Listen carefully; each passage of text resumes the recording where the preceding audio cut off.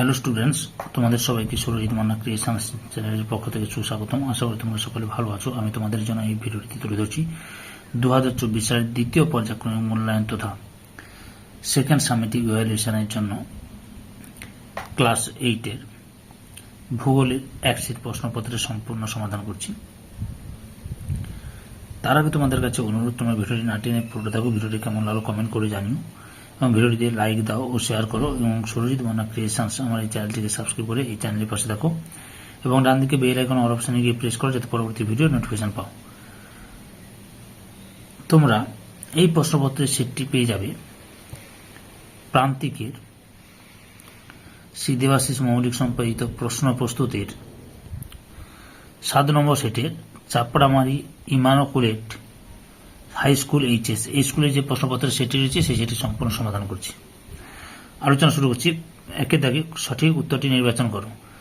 1.1 দাগে পিট কয়লা রূপান্তরিত হয়ে পরিণত হয় মার্বেলে, গ্রাফাইটে, ফিলাইটে নিচে। সঠিক উত্তরটি হল অপশন বিতে গ্রাফাইটে। 1.2 দাগে সিরক্কো প্রবাহিত হয় আল্পস পর্বতে, রকি পর্বতে, লিবিয়া মরুভূমিতে, সাহারা মরুভূমিতে। সঠিক উত্তরটি হল অপশন ডিতে সাহারা মরুভূমিতে। পরে 2 দাগে শূন্যস্থান পূরণ করো। 2.1 দাগে শিলা আসলে এক বা একাধিক ড্যাশ সমসত্ব বা অসমসত্বের মিশ্রণ খনিজের।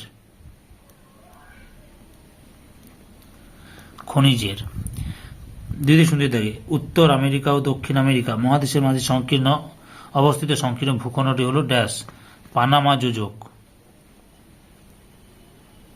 পানামা যোজক।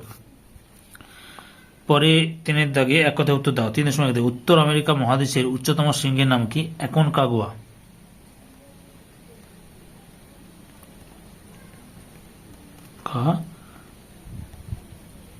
গুয়া।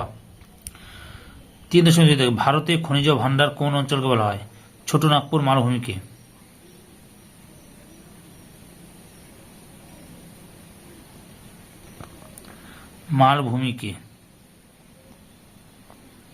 মালভূমিকে বলা হয় ভারতের খনিজ ভান্ডার। 4 দিকে স্তম্ভ মিলিয়ে বাম স্তম্ভ ডান স্তম্ভ। বাম স্তম্ভে রয়েছে পৃথিবীর কষাইখানা স্থানীয় বায়ু, পৃথিবীর রবার রাজধানী সাময়িক বায়ু। ডান স্তম্ভে রয়েছে সমুদ্র বায়ু শিকাগো, বোরো, অ্যাক্রন।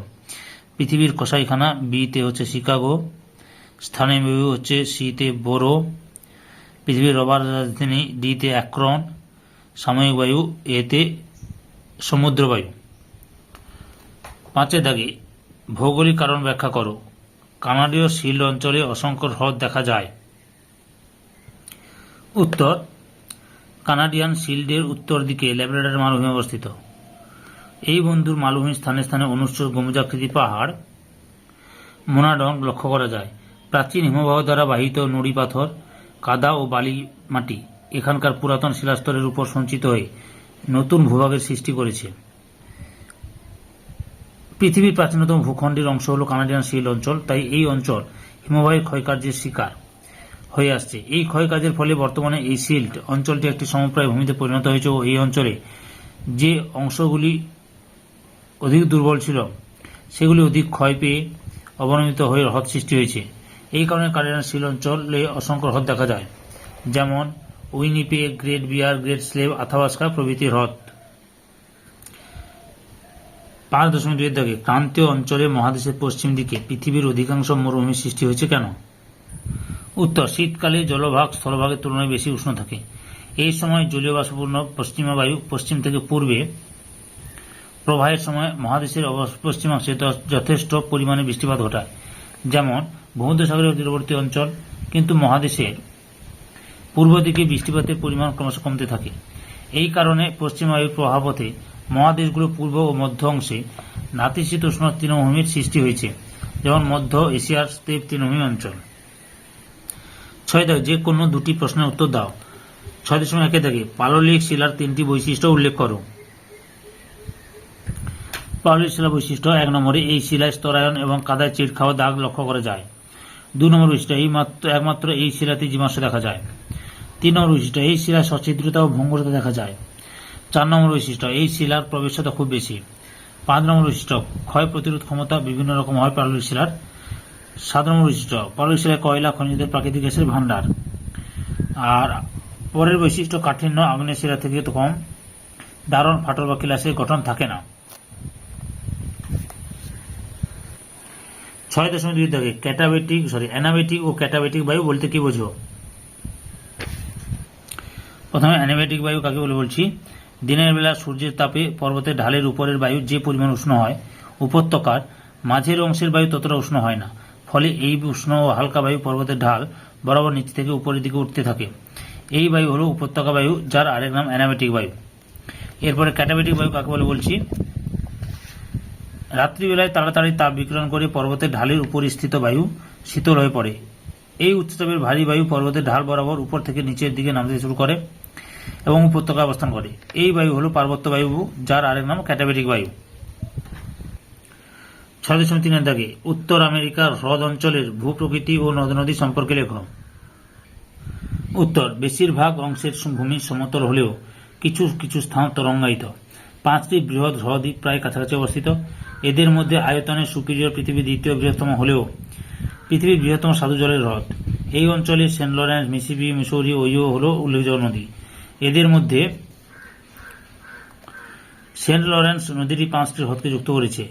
এই নদীর উপরই ইরি ও অন্টারিও হ্রদের মাঝে পৃথিবীর বিখ্যাত নায়াগ্রা জলপ্রপাত রয়েছে বা সৃষ্টি হয়েছে। 7 দাগে যে কোনো একটি প্রশ্নের উত্তর দাও। 7.1 দাগে পৃথিবীর বায়ুচাপ বলয়গুলি অঙ্কন করো। কর্কটের উচ্চচাপ বলয় থেকে কি কি বায়ু কোন কোন দিকে প্রবাহিত হয়। তোমরা এই ছবিটা আঁকবে। নিম্ন চাপ বলয়গুলির নাম লিখতে হচ্ছে ছবিকে।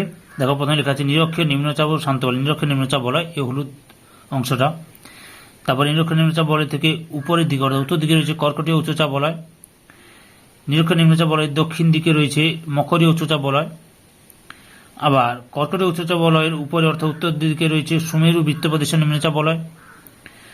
আবার মকরীয় উচ্চচাপ বলয় এর দক্ষিণ দিকে অর্থাৎ নিচের দিকে রয়েছে কুমেরু বৃত্তপ্রদেশের নিম্নচাপ বলয়। কুমেরু বৃত্তপ্রদেশের নিম্নচাপ বলয়ের দক্ষিণ দিকে রয়েছে কুমেরু উচ্চচাপ বলয়। আর সুমেরু বৃত্তপ্রদেশের নিম্নচাপ বলয়ের উত্তরে রয়েছে সুমেরু উচ্চচাপ বলয়। আরেকটা প্রশ্ন ছিল কর্কটীয় উচ্চচাপ বলয় থেকে কি কি বায়ু কোন দিকে প্রবাহিত হয়। দেখো, কর্কটীয় উচ্চচাপ বলয় থেকে উত্তর পূর্ব দিকে অর্থাৎ নিরক্ষীয় নিম্নচাপ বলয়ের দিকে প্রবাহিত হয় উত্তর পূর্ব আয়ন বায়ু।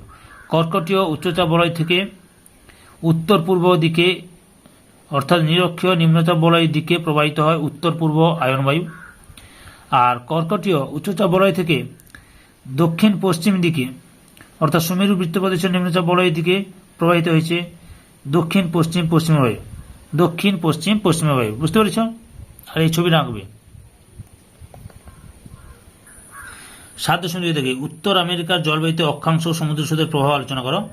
এই প্রশ্নটির উত্তর তোমাদের এই ভিডিও ডেসক্রিপশনে লিঙ্ক দেওয়া থাকবে।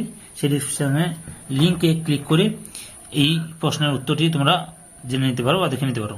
7.2 থেকে আরেকবার বলছি, উত্তর আমেরিকার জলবায়ুতে অক্ষাংশ সমুদ্র স্রোতের প্রভাব আলোচনা করো। এই প্রশ্নটির উত্তর এই ভিডিও ডেসক্রিপশনে লিঙ্ক দেওয়া থাকবে উত্তরে, ওখানে ক্লিক করে এই উত্তরটি দেখে নাও। সম্পূর্ণ ভিডিওটি দেখার জন্য তোমাদের সবাইকে অসংখ্য অসংখ্য ধন্যবাদ।